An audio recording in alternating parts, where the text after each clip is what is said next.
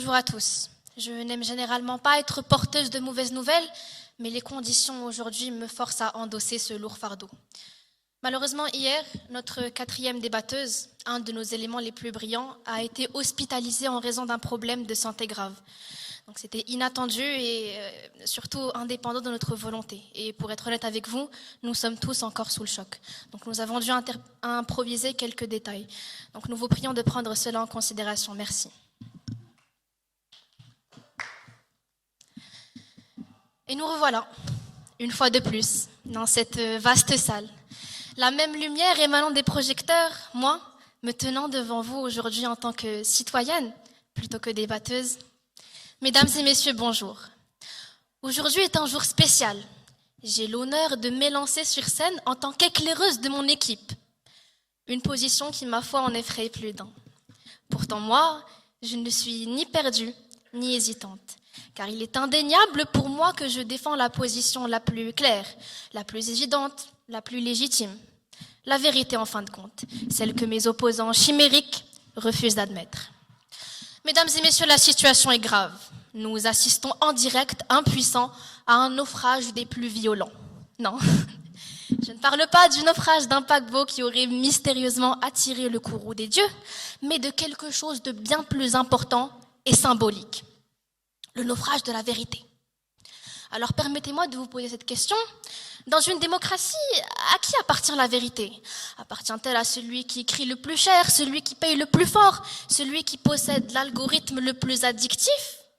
Ou appartient-elle à vous, à moi, à chaque citoyen qui mérite de comprendre le monde dans lequel il vit, sans être trompé, sans être manipulé, sans être vendu, sans être tiraillé de part et d'autre?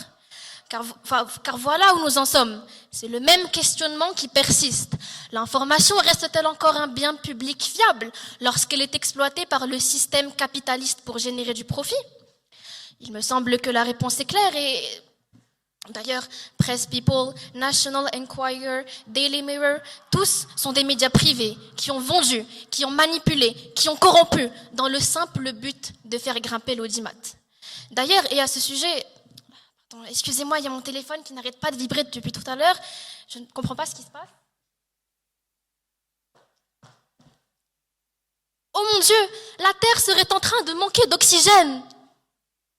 Bachar el-Assad aurait été vu ce matin à Moscou portant un voile intégral faisant du shopping. Merveilleux. Poutine aurait annoncé les essais d'une nouvelle arme de guerre qui déclencherait des tsunamis. Vous voyez très bien où je vais en venir. Mettez-vous à ma place. Vous voyez cela, vous scrollez, vous lisez 3 lignes et vous passez au suivant. Encore et encore. Mais à la fin, que savez-vous vraiment? Vous êtes informé de tout, mais vous ne comprenez rien.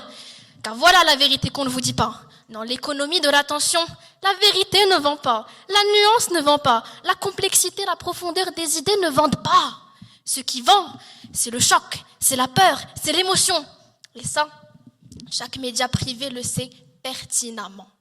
Chaque plateforme est façonnée exprès pour titiller vos biais, attiser votre curiosité et votre colère. Vous croyez encore choisir votre information? Non! Vous consommez simplement celle qui apporte le plus à ceux qui la produisent. Alors certains me diront, mais la démocratie n'est rien sans la liberté des idées. La liberté des idées, mais quelle belle expression! Et dans le marché libre des idées, c'est toujours celui qui rapporte le plus, qui génère le plus d'audimat, qui a le plus de pouvoir qui l'emporte. Pas forcément celui qui détient l'information la plus véridique. Et c'est précisément là où les médias publics interviennent. Eux, ils n'ont pas besoin de votre information, ils n'ont pas besoin de votre clic, ils n'ont pas besoin de votre attention pour exister. Les médias privés, eux, si. Nuance. Les médias publics ne limitent pas la démocratie. Ils la rendent réaliste et applicable. Car sans un sol de vérité commun, basé sur des faits fondés, le débat, l'échange d'idées en tant que tel est impossible. Et c'est l'anarchie cognitive totale. Mais attention, ne confondez pas tout. Mon équipe et moi, nous ne plaidons ni pour un régime autoritaire, ni pour un pouvoir totalitaire. Nous défendons les médias publics créés par le peuple et pour le peuple. Soumis à une éthique journalistique rigoureuse, à une déontologie forte, soumis à des chartes des organes indépendants garantissant que chaque information diffuse est équilibrée, saine. Et je vous vois déjà venir. vous qui me dites que c'est utopique, vous qui me dites que ce n'est pas réaliste. Eh bien si, c'est pourtant ce chemin-là qu'ont pris les plus grandes démocraties du monde. Pas par nostalgie, pas par idéologie, mais par nécessité, comme l'ARD, la BBC et plus encore. D'autres me diront, mais un média public, c'est un monopole dangereux, c'est la porte ouverte à la propagande. La question que je vous poserai est, qui manipule qui ? On parlera de Chine, on parlera du RSS, on parlera de Turquie, très bien. Parlons-en. Ces pays ne sont pas des démocraties. Ils n'ont pas de contre-pouvoir, pas de justice indépendante, pas de pluralisme politique. Le problème n'est pas la présence de médias publics eux-mêmes, c'est l'absence de démocratie en tant que telle. Vous saisissez ? C'est comme si, laissez-moi vous dire, c'est comme si c'est le même scénario qui se répète. C'est comme si vous relisiez le même livre en vous attendant à une fin différente. C'est complètement absurde. Des exemples comme Kezma et Origo en Hongrie, ce sont des médias privés explicitement pro-Orban, qui est un homme politique. Ils ont le monopole sur 476 chaînes de télé et de journaux. NTV et Internet Research Agency en Russie sont, entre grands guillemets, des médias publics, mais moi je les appellerais plutôt des concurrents à la prolifération de la propagande. Ils ont fortement participé à des opérations de propagande en ligne pro-Kremlin. Malheureusement, chère audience, mon temps sur cette scène est compté. Alors, j'espère que mes opposants sont revenus à leur sens et j'espère que j'ai quelque peu réussi à vous étaler l'inéluctable vérité. Une société sans repères communs tombe. Une démocratie qui protège son information se relève.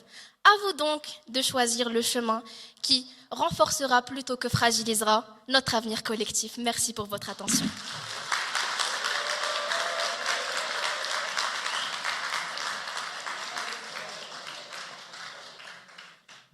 Mesdames, Messieurs, avant de commencer, j'aimerais souhaiter un bon rétablissement à votre débatteuse. Merci. Chers opposants, vous nous avez parlé de démocratie. Celle où l'on demande au public de fermer les yeux, de se boucher les oreilles, d'écouter une seule voix et surtout, je dis bien surtout, de ne pas poser de questions. Bon, à ce niveau-là, je dirais que c'est plutôt du dressage, non de la démocratie. Vous m'entendez ? Merci. Bon. Contre l'erreur et la rumeur trompeuse, la pluralité demeure la lumière précieuse. Mesdames, Messieurs, avant même d'entrer dans le vif de cette joute oratoire, une petite mise au point s'impose. Le thème d'aujourd'hui. Oui. Je sais, il est littéralement écrit juste derrière moi, comme si sa simple présence suffisait à tout expliquer. Mais soyons honnêtes, un titre accroché à un mur n'a jamais été suffisant à saisir la portée. Lorsque certains parlent de médias d'État, on dirait qu'ils imaginent un temple de pureté, une source divine, incontestable, alors que ce n'est qu'une voix parmi d'autres, sculptée par le pouvoir qu'elle sert. Quant au conflit d'intérêts, nul besoin d'en faire un mystère, ils existent partout où l'information dépend d'un seul acteur, là où une seule main tient le récit. Aujourd'hui, à écouter ce que nos rivaux de vérité prétendent, cette idée qu'une seule source pourrait nous éclairer, j'ai l'impression que vous nous demandez d'aborder les faits depuis une seule perspective, comme si un seul regard pouvait contenir toute la vérité. Mais c'est justement là où le piège se referme. Alors, mesdames et messieurs, chers membres du jury, opposants, mes salutations. Je vous prie d'ouvrir simplement votre esprit, de respirer un instant et laissez-moi vous guider, vous entraîner dans quelque chose de très simple, voire même banal, mais terriblement révélateur. C'est l'histoire de deux personnes se disputant en pleine rue. La première arrive essoufflée et dramatique et vous dit « Moi, je n'ai levé le doigt que pour me défendre. On m'a agressé. » Puis la seconde arrive juste après, la main levée et affirme « Non, non, j'ai réagi parce qu'on m'a provoqué. Je suis la victime. » Et si on les écoute séparément, tout paraît clair. Avec le premier, on se dit que oui, il a raison, pauvre type. Avec le deuxième, même chose, on se dit « Ah d'accord, tout s'explique. » Mais le problème, c'est ça, chers spectateurs. Quand on se contente d'une seule source, tout semble logique. Mais dès qu'on commence à entendre le voisin sur son balcon, le marchand qui n'a rien raté de la scène, le gamin sur son vélo ou le passant distrait, là bizarrement, l'histoire change. Les détails se contredisent, Des certitudes s'effondrent et ce qui paraissait clair 2 minutes avant devient beaucoup moins solide. Bon, au fond, raconter des histoires n'est pas vraiment ce que je suis venue faire aujourd'hui, alors rien de mieux que de revenir à la réalité et n'allons pas bien loin. Chers opposants, si je comprends bien votre logique, ou du moins ce qu'il en reste, vous êtes en train de nous dire qu'afin d'obtenir une information juste, il suffirait de nous coller à une seule source, d'avaler tout ce qu'elle nous sert, sans même mâcher.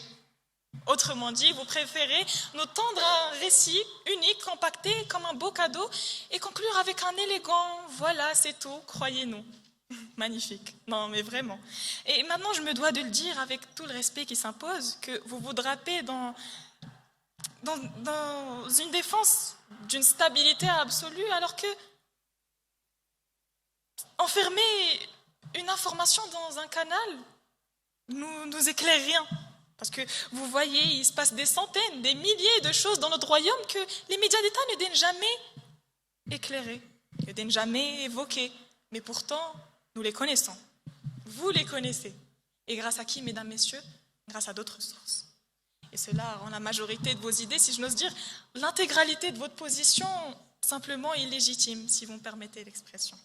Mais rassurez-vous, nous ne sommes pas ici pour pointer du doigt ou distribuer des jugements, non, loin de là. On est là pour rétablir ce qui doit l'être et apporter la clarté qui me semble vraiment manquer à ce débat. Alors, remettons-nous 2 secondes dans le bon décor. Nous n'avions jamais prétendu que les médias d'État délivrent une information fausse ou trompeuse. Mais ce que nous défendons est clair, ce n'est certainement pas le seul repère. Point. Et croyez-moi, j'ai moi-même tenté, ne serait-ce qu'un instant, de me laisser emporter par cette stabilité que l'on nous vend, celle d'une source unique, soi-disant garante de la vérité. Mais très vite, j'ai compris que prétendre cela, c'est croire qu'un phare pourrait illuminer tout un océan. C'est charmant à l'apparence, mais complètement naïf. Et puis, mesdames, messieurs, vous savez très bien, lutter contre la désinformation ne passe pas par la restriction ou le silence, mais par l'accès à une pluralité de sources. Car avec plusieurs voix, la lumière se répand et l'information retrouve enfin son éclat. Cher auditoire, on dit souvent que le dernier a toujours raison, mais aujourd'hui, même en entamant la parole, j'ai presque l'impression que certaines évidences se sont déjà installées. Coïncidence? Peut-être. Logique? Très probablement. Merci. Mesdames, Messieurs, chers opposants, honorables jurys, chère audience, bien le bonjour. Chers opposants, la logique vous a toujours couru après, mais apparemment vous avez toujours été plus rapide. Bon. Il existe, au centre d'une ville saturée d'informations, un lieu dont on parle peu, le musée des vérités. On dit qu'il a été construit pour une seule et unique raison, montrer ce que l'information devient quand on la confie à des mains différentes. Dès qu'on entre, c'est comme tomber dans une tempête de lumière, des vitrines de partout, si proches les unes des autres qu'on ne sait plus où regarder. Elles clignotent, elles hurlent, elles promettent tout et son contraire. On dirait un supermarché émotionnel, sauf qu'on ne vend pas des produits, on vend des réactions. Chaque vitrine ressemble à une émotion empaquetée, un titre qui panique, un débat taillé pour diviser, une analyse tellement rapide qu'on pourrait la confondre avec la version brouillonne d'un trade mal relu. Le pire, chaque vitrine veut être la seule à exister. Le guide glisse, voici la fameuse concurrence médiatique. On la célèbre beaucoup, sans remarquer que ce n'est pas de la diversité, c'est une course. Et donc, dans une course, ce qui compte, ce n'est pas la précision, c'est la vitesse. La vérité ici, c'est comme un papillon dans un cyclone, présente quelque part, mais pratiquement impossible à attraper. Bon, on quitte le vacarme, on arrive dans une pièce calme, presque trop calme, juste une seule table de bois, quelques cartes, une loupe, une boussole. C'est comme entrer dans une salle de classe hors du temps où rien n'est à vendre, mais tout est à comprendre. Le guide explique, voici le service public. Pas spectaculaire, mais essentiel. Ici, on ne fabrique pas des opinions, on fabrique des esprits capables d'en avoir. Là où la première salle éblouit, celle-ci éclaire. Là où la première excite, celle-ci explique. Là où la première manipule, celle-ci entraîne. Et soudain, tout devient clair. Le privé ne veut pas être lent, il veut être vu. Le public n'a pas besoin d'être vu, il veut être utile. Cette salle, c'est l'endroit où on apprend à se protéger, pas contre les idées, mesdames, messieurs, contre les illusions. La troisième salle surprend toujours. Elle est totalement vide. Pas de vitrine, pas de table, rien. Juste un mur portant ces mots, sans point fixe, chaque vérité devient un territoire isolé. Le guide nous regarde. Voici ce qu'il se passe quand on refuse un média public unique. Sans point fixe, chacun se construit sa propre réalité. Non pas parce qu'il pense différemment, non, détrompez-vous, mais parce qu'il n'a plus de base commune pour penser ensemble. C'est ici qu'on comprend que le média unique n'est pas une cage, c'est un sol. Sans sol, on flotte avec trop de sols différents, on s'enfonce avec un seul repère solide, on avance. Avant la sortie, il existe une porte discrète. Beaucoup passent devant sans la remarquer, le guide sourit. C'est l'aile des vérités en construction. À l'intérieur, des blocs de pierre, des outils, des fragments d'anciennes phrases, des idées complexes et incomplètes. C'est un atelier, le seul endroit où la vérité n'est pas exposée ni enseignée, mais fabriquée par les citoyens eux-mêmes. Le guide dit, voici le rôle ultime du service public. Non pas imposer une vérité, mais donner au public les moyens de la construire eux-mêmes. C'est ici que la liberté devient lucidité. C'est ici que c'est ici que le citoyen remplace le consommateur. En sortant, une phrase flotte au-dessus de la porte. La vérité n'a pas besoin de vitrine, elle a besoin de vigilance. Dans un monde où l'indignation se vend, où la vérité s'amincit pour passer dans un format court, où les algorithmes décident de ce que nous voyons, un média public unique n'est pas un maître, c'est une boussole, un repère dans le bruit, un atelier dans le chaos, un lieu où la vérité n'est pas un produit, mais une construction collective. Et puis à vous, chers opposants, qui brandissez la liberté comme un bouclier pour refuser un média public unique, j'ai juste une question. La liberté de quoi exactement? La liberté de se faire manipuler par ceux qui vivent de vos clics, la liberté de confondre vérité et viralité, la liberté de croire que plus il y a du bruit, plus il y a du sens. Enfin, soyons honnêtes une seconde, si le marché protégeait vraiment la vérité, je crois qu'on le saurait déjà, on l'aurait déjà vu. On l'aurait vu quelque part entre deux pubs et 3 indignations express, mais voilà la réalité que personne n'ose dire. Refuser un média public au nom de la liberté, c'est défendre une liberté fragile, celle qui s'effondre dès que quelqu'un achète l'attention du public. Alors oui, opposez-vous, dites que c'est dangereux, intrusif, radical, mais ayez au moins le courage d'admettre ceci. Ce que vous protégez, ce n'est pas la liberté, c'est votre confort dans un système qui vous manipule sans même que vous ne le remarquiez. Parce qu'au fond, la seule raison pour laquelle un service public fort vous dérange, c'est qu'il ne flatte pas vos certitudes. Et ça, c'est le seul territoire que même vos libertés ne peuvent pas privatiser. Alors si défendre un média public unique, c'est remettre en cause vos automatismes, considérez-moi comme la mauvaise nouvelle dont vous aviez justement besoin. Merci.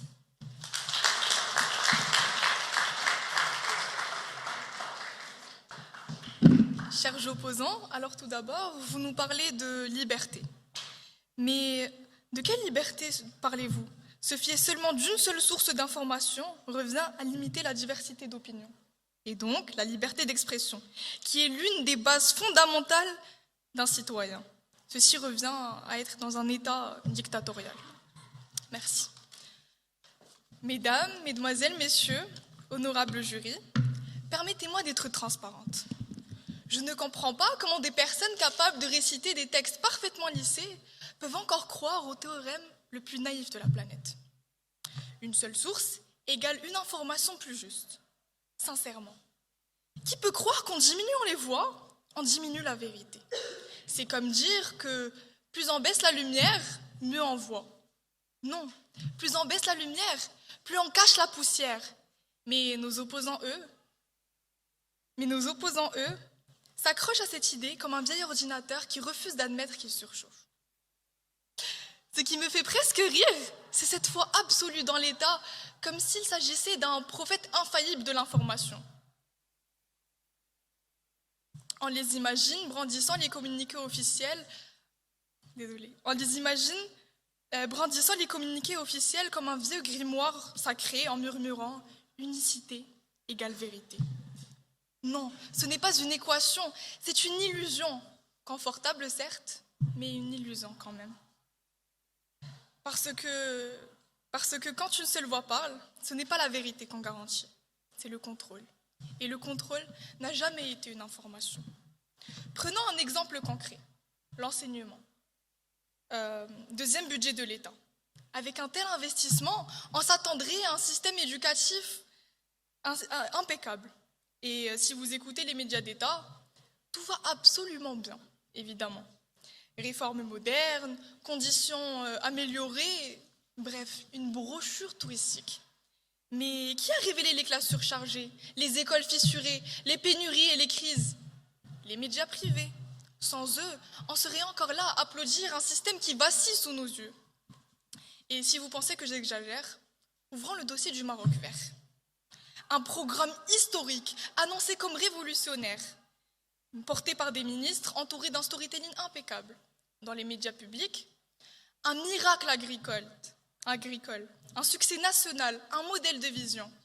En réalité, des irrégularités, des promesses envolées, des défaillances et, excusez-moi, un scandale national.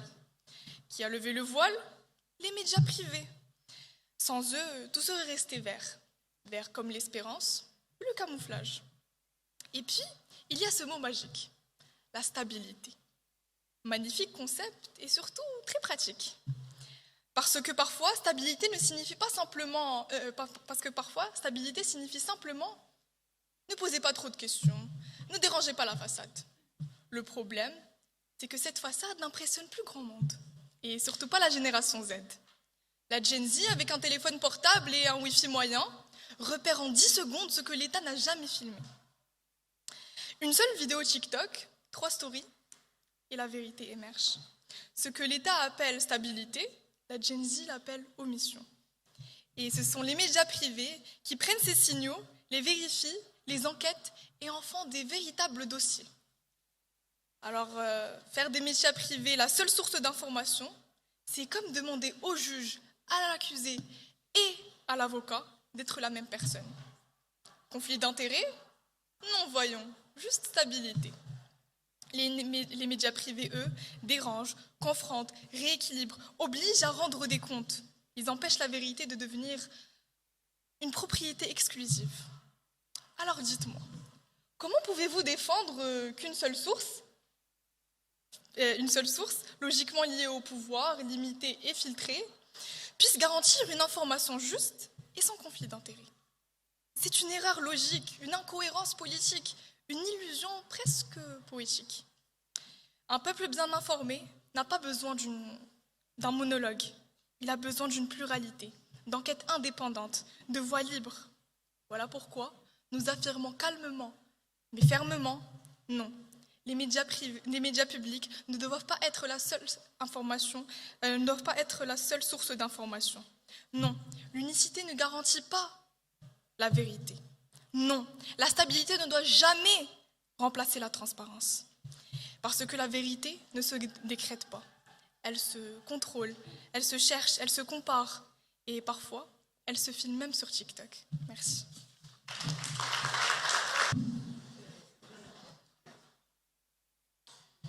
Chers adversaires, vos mots tombent en poussière. Les médias étrangers ne rapportent pas la vérité. Ils sculptent l'opinion pour salir, manipuler et détruire. C'est ça, la véritable propagande en direct. Mesdames, mesdemoiselles, messieurs et surtout mesdames, puisque je vois que je suis le seul homme dans cette arène aujourd'hui, je vous en prie, ne soyez pas intimidés. Je ne suis pas dangereux. Sauf quand je débat. Là, oui, je mords. Cher jury, je me tiens devant vous aujourd'hui avec tout mon charisme, toute ma splendeur. Et non, ce n'est pas de l'orgueil. C'est simplement la vérité. La vérité, la vérité. D'ailleurs, qu'est-ce que c'est la vérité? Justement ce dont nous parlons. Aujourd'hui, je défends la position la plus logique, la plus cohérente, la plus sécurisée. Les médias d'État devraient effectivement être la seule source d'information pour garantir une information juste et exempte de conflits d'intérêts. Tout d'abord, le chaos de l'information privée, c'est la jungle, mais sans Tarzan. Nous vivons dans une époque où chaque entreprise média privée veut votre attention, votre cerveau, votre clic, même votre âme parfois. Elle vous pousse des titres plus sensationnels que mon historique de recherche Google. Et croyez-moi, si vous saviez ce qu'il y avait dedans, vous comprendriez pourquoi certaines personnes préfèrent que l'information soit régulée par l'État plutôt que par des entreprises dont la seule ligne éditoriale est « est-ce que ça buzz, est-ce que ça choque ?» Avec les médias d'État, il n'y a pas cette course au clic, cette orgie de notifications, cette avalanche de titres racoleurs. L'État n'a pas besoin de buzzer pour survivre. Les médias d'État, eux, si. Et ça se ressent. Mes adversaires diront peut-être « oui, mais l'État peut manipuler ». Et moi, je leur réponds « vous préférez être manipulé par un gouvernement élu ou par un businessman qui a plus d'ex-femmes que de prix littéraires ou encore par des lobbies qui prennent plaisir à contrôler l'info ?» Au moins, avec l'État, on sait qui nous influence. Transparence minimale, mais réelle. Ensuite, l'égalité d'accès à l'information ne devrait pas être disponible seulement pour ceux qui ont la 5G. Si tout le monde s'informe via le service public, alors tout le monde reçoit la même information, la même qualité, les mêmes faits. C'est un nivellement par le haut, pas par l'algorithme. Mes opposants parleront de diversité d'opinion. Je les attends. La diversité d'opinion, c'est magnifique. Sur Tinder, mais sur des sujets cruciaux, comme la politique, la santé publique, la sécurité nationale? Non, là on a besoin de vérité, pas de variété. Et je vous vois déjà hocher la tête en face, oui vous là-bas, monsieur Alaoui, qui pensez que l'information privée c'est plus libre. Levez-vous et regardez-moi dans les yeux. Quand c'est gratuit, c'est souvent vous le produit. Et quand on transforme un citoyen en produit, on ne l'informe plus, on le consomme. Les médias privés créent des bulles d'opinion, droite, gauche, religieux, jeunes, urbains, ruraux. Chacun vit dans son monde. Une société qui ne partage plus la même base d'information devient une société où chacun vit dans une réalité différente. Un seul média public est égal à un socle commun, un pays plus uni. Alors mesdames, vous me direz que l'État peut censurer, mais parfois, la censure, c'est comme quand on cache son historique de recherche Google. C'est juste une mesure de sécurité nationale. Maintenant, mesdames, écoutez bien, écoutez. La vérité se dévoile, solide comme les bras de Monsieur Nizar, sans faille. Les médias privés, cirque, illusion et étal. Un scoop qui claque, puis disparaît, mirage total. Moi, je choisis une source unique, claire, pas de théâtre, pas de fake, juste la lumière. L'État tranche net, sans parfum ni éclat. Même Monsieur Nizar à la carrure légendaire approuverait ce choix-là. Les chaînes privées sautent, se perdent et bavardent, transformant chaque petit fait en drame qui te regarde. Moi, je préfère le phare qui guide dans le noir, le service public, stable, solide, sans phare. Et oui, mesdames, vous l'aurez peut-être remarqué, j'assume mon mulet. Dans cette école, ça choque tellement qu'on dirait que j'ai osé dire que les médias privés disent la vérité. On m'appelle clochard chic, mais vous savez quoi? Au moins, ma coiffure, elle assume sa direction. Pas comme vos sources d'information qui changent de sens toutes les 2 minutes comme si elles cherchaient un GPS. Mon mulet, lui, est droit, contrairement à leurs arguments qui prennent des contorsions dignes d'un pigeon bourré. Et maintenant, pour conclure, je vais faire quelque chose de symbolique. Je retire ma cravate parce que la liberté ne porte pas de nœud. Je déboutonne ma chemise. Calmez-vous, ne vous emballez pas, mesdames. Et je vous laisse sur ceci. La vérité n'a pas besoin de costume. Elle a juste besoin d'un canal clair, unique, transparent. Et ce canal, ce sont les médias d'État. Merci.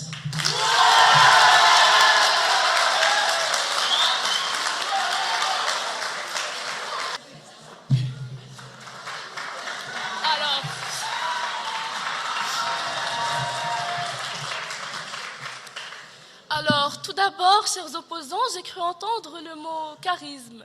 Mais permettez-moi de vous dire que le charisme a plutôt servi à faire rire l'audience qu'à les convaincre. Mesdames, messieurs, honorables jurys, bien le bonjour. Aujourd'hui, j'ai l'honneur ou le bon sens élémentaire de défendre une idée qui ferait trembler plus d'un ministère. Non, il ne faut surtout pas confier toute l'information aux médias d'État. Pas parce que je suis allergique au drapeau, loin de là, mais parce que mon cerveau aime la lumière du jour. Et l'information à sens unique, c'est un peu comme fermer tous les rideaux et espérer quand même que le soleil passe. Parce qu'entre nous, les médias d'État ne sont pas les seuls à créer la polémique. Le silence est parfois celui qui crée les pires illusions. Et ceci n'est pas une hypothèse, c'est un fait. Prenons pour exemple le scandale du concours d'avocats au Maroc. Le scandale du concours d'avocats au Maroc. Et encore une fois, qui l'a révélé, qui a divulgué les listes, ce n'est pas un communiqué général, un communiqué officiel, ce n'est pas un média d'État, ce n'est pas un GRI planqué derrière un ficus dans un ministère, à ce que je sache. Ce sont les médias privés, indépendants, parfois petits, parfois fragiles, certes, mais eux au moins ont réussi à faire ce que personne ne voulait faire. Mettre la lumière là où ça dérange. Et la lumière, croyez-moi, ça pique. Parce que l'État, lui, a un tout petit défaut structurel. Il préfère les annonces aux aveux. Mais on ne peut pas lui en vouloir parce que qui aime commenter ses propres scandales? C'est un peu comme demander à un élève de corriger sa propre dictée. Il trouvera que tout va bien. Les médias privés, eux, sont parfois bruyants, oui, parfois excessifs, encore oui, parfois pénibles très souvent, mais ils ont une qualité rare. Ils n'ont pas peur de poser les questions qui fâchent, parce que fâcher, c'est un peu leur domaine. Et selon le Reuters Institute 2024, plus de 63% de grandes révélations politiques et judiciaires ont été faites par des médias privés. Pourquoi ? Parce que le public, lui, avance calmement, doucement, prudemment, très prudemment parfois, et ceci par hiérarchie, par réflexe, ou tout simplement par prudence administrative. On ne mord jamais la main qui signe le budget. Imaginez un monde où seuls les médias d'État sont source d'information. Un monde sans risque, sans recherche et surtout sans journalistes qui se faufilent là où personne ne veut aller. Ce serait calme, très calme, même trop calme. Un calme qui ressemble étrangement à l'omerta. Et soyons honnêtes, ce n'est pas le bruit, le danger, c'est l'absence de bruit. Un pays où il n'existe plus de scandale n'est pas un pays sans scandale. C'est un pays où l'on ne sort plus. Et comme le dit aussi bien Nekfeu, poète urbain, philosophe à capuche, mais à vision claire, le vrai, c'est reconnaître le vrai, le reste, ce n'est que des mensonges. Et pour reconnaître le vrai, il faut plusieurs voies, plusieurs perspectives, plusieurs ressources, et non une seule, même bien intentionnée. Et d'un point de vue économique, très brièvement, monopoliser l'information, c'est un peu comme acheter un seul miroir et croire qu'il reflète tout le monde, alors qu'en réalité, il ne reflète que celui qui le tient. La diversité médiatique, même bruyante, même imparfaite, c'est notre assurance-vie démocratique. Alors oui, refuser de confier toute l'information aux médias d'État, ce n'est pas une rébellion, ce n'est pas un caprice, ce n'est pas une révolte, loin de là. C'est un geste sanitaire. C'est vacciner nos esprits contre le confort trompeur, le silence institutionnel et surtout la grande maladie de notre époque, la vérité qui s'évapore dès qu'elle dérange. Merci.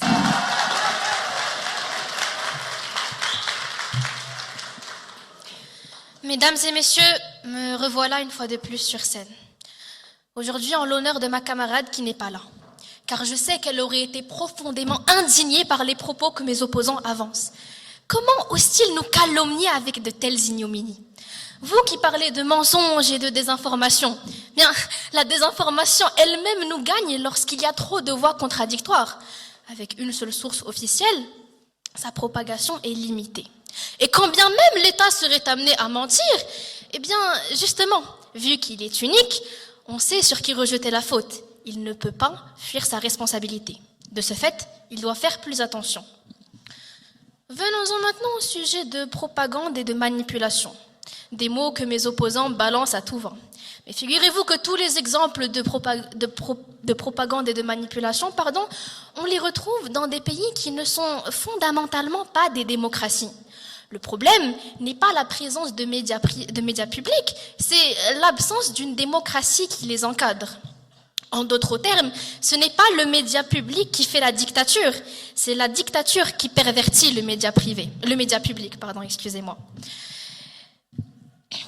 Et pour terminer, et pour clôturer, en réponse à vous, mademoiselle Rim, qui prétendait que les médias publics seraient libres et qu'ils reflèteraient la liberté d'expression, je vous adresse ceci. Bonne nuit, car il est évident que cette réalité n'existe que dans vos rêves les plus profonds. Les médias privés, la liberté des médias privés n'est qu'un mythe, car ils sont fondamentalement dépendants structurellement d'investisseurs, d'actionnaires et même parfois d'hommes politiques, dans le seul but est de choquer. Le seul but est de faire grimper l'audimat, le seul but est finalement de s'en faire plein les poches sur votre dos. Merci.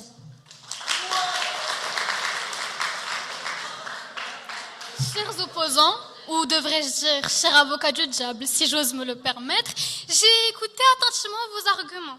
Et je dois l'admettre, vos discours étaient très animés, merci Yuri, mais curieusement pauvres en preuve.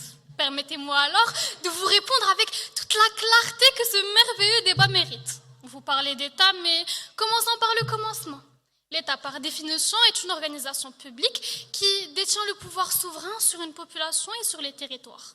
Il fixe les lois, régule l'économie, nomme les responsables et décide de l'ordre public. Il est en théorie le garant de l'intérêt général. Mais laissez-moi vous l'expliquer par votre langage favori, les mathématiques, puisque vous ne semblez fort qu'à ça. Pouvoir égale à influence. Influence égale à contrôle. Donc de 1 et 2, on déduit que pouvoir égale à contrôle. Alors dites-moi, si un média est entièrement contrôlé, régulé et financé par ce même État-là, pouvons-nous encore parler d'indépendance ? Derrière chaque média d'État, que l'on vous vend comme fiable, que vous le voulez ou non, il n'y a ni diversité, ni concurrence, ni contre-pouvoir. Il n'y a qu'une seule voix, un seul agenda, un seul maître à bord. Neutralité, non. Je dirais plutôt une façade peinte aux couleurs de la nation qui cache la réalité, un contrôle centralisé et une information dépendante du pouvoir en place. Vous dites aussi que les médias privés assurent la stabilité. Ah, la stabilité, un mot noble, presque rassurant. Mais je dis bien presque, car permettez-moi de vous rappeler qu'en matière d'information, tout dépend toujours de ce que l'on appelle stabilité. Une stabilité obtenue par l'uniformisation des discours, par l'absence de contradiction, par la réduction des voix qui s'expriment, n'est pas réellement une stabilité, mais un équilibre fragile, maintenu par le silence plutôt que par la confiance. Dans un paysage où l'État seul tient la plume, cette stabilité prend parfois la forme d'un récit, lissé, contrôlé, harmonisé. Un récit qui paraît cohérent, certes, mais qui laisse peu de place à la diversité d'interprétation, aux nuances, à cette pluralité d'angles qui nourrit une société vivante et démocratique. Ainsi, le calme que vous appelez stabilité ressemble davantage à une immobilité imposée qu'à un véritable équilibre social. Une tranquillité qui rassure l'apparence, mais qui affaiblit la profondeur, un peu comme l'État, si je peux me le permettre. Prenons un exemple concret, parce que les grands principes, c'est beau, mais la vérité, elle, ne ment pas. Quand l'État contrôle le récit, il ne le fait généralement pas pour informer, mais plutôt pour protéger ses intérêts. Regardez simplement la manière dont certaines affaires sensibles, principalement celles reliées aux personnalités publiques, disparaissent comme par magie de la scène publique. Des scandales politiques étouffés, des enquêtes interrompues, des responsabilités diluées. Et là, je vous parle de l'affaire Sarkozy, par exemple, qui a été un cas d'école. Un enchevêtrement d'enquêtes, de pression, de silence. Et soudain, plus personne n'en parle, comme si de rien n'était. Chez Rodgers, ne pensez pas que c'est un oubli, au contraire, c'est une stratégie. Car quand l'État détient la seule voix dominante, il détient automatiquement le pouvoir d'enfermer une vérité dans un tiroir et de jeter la clé, là où personne ne la trouvera jamais. Et si aujourd'hui encore, certains se demandent pourquoi une bonne partie de la population ne sait rien sur ces dossiers, la réponse est simple, parce qu'on lui a soigneusement évité de savoir. Et avant de conclure, permettez-moi de reclarifier une dernière chose, même si ma camarade l'a déjà fait auparavant, car j'ai comme l'impression que certains en face ont volontairement mal interprété notre position. Nous n'avons jamais dit que les médias d'État étaient mensongers, inutiles ou dangereux. Nous n'avons jamais prétendu que leurs informations étaient systématiquement biaisées. Au contraire, ils ont un rôle, une place, une fonction. Mais ce que nous refusons catégoriquement, c'est l'idée qu'une seule voix, même officielle, suffirait à informer tout un peuple. Ce n'est pas raisonnable, ce n'est pas sain, ce n'est pas équilibré. Car même une source correcte n'est jamais complète. Refuser d'avoir d'autres voix, ce n'est pas défendre la vérité, c'est défendre le silence autour. Chers opposants, on ne vous blâme pas d'être naïfs, après tout, qui ne le serait pas, quand on vous vend si bien cette neutralité garantie par l'État comme une vérité incontestable. Mais entre nous, vous le savez aussi bien que moi, aucune vérité ne tient lorsqu'elle n'a qu'un seul narrateur. Une information juste n'existe que lorsqu'elle peut être confrontée, débattue, vérifiée et critiquée. Enfermer tout un peuple dans une seule voie, c'est lui retirer la possibilité même de comprendre le monde. Et c'est pour cela que nous refusons que les médias d'État deviennent la seule source d'information. Cher auditoire, je ne prétends pas avoir raison, mais si l'on se base sur les faits, c'est la conclusion la plus sensée. Merci.